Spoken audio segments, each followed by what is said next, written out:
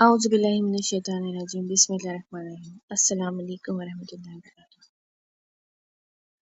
ایک وقت تھا جب مکہ کی گلیوں میں ایک شخص سچائی کی آواز بلند کر رہا تھا، لیکن اس سچائی کی وجہ سے لوگ ان کے دشمن بن گئے تھے، اپنے بھی دور ہو گئے تھے، رشتے دار بھی مخالفت کرنے لگے تھے، ہر طرف تکلیفیں ہی تکلیفیں کی۔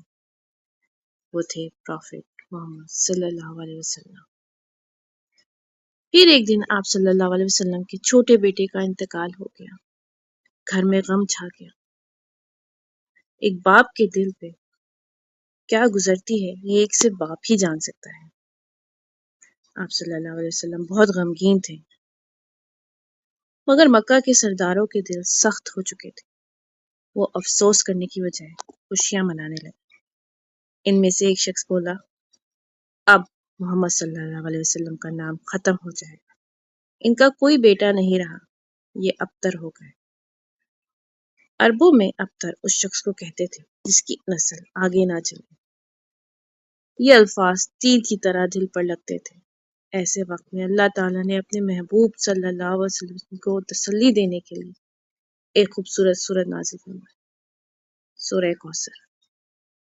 اللہ تعالیٰ نے فرمایا، اے محبوب صلی اللہ علیہ وسلم، غم نہ کریں، ہم نے آپ کو کوثر عطا کر دیا ہے، یعنی ایسی بے شمار نعمتیں، ایسی عزت، ایسی محبت جو کسی اور کو نہ ملی۔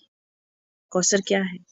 جنت کی ایک عظیم نہر، بے شمار بھلائیاں، قرآن، نبوت اور ایسی امت جو قیامت تک آپ صلی اللہ علیہ وسلم کا نام محبت سے لیتی رہے گی۔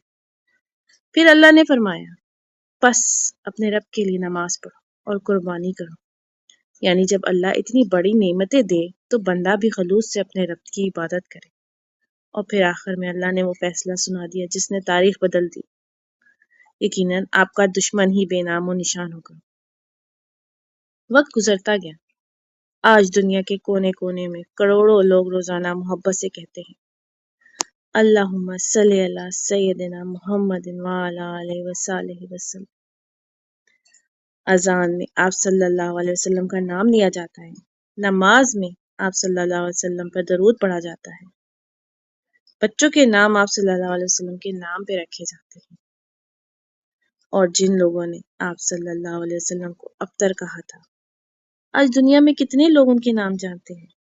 واقعی اللہ کا وعدہ سچا تھا۔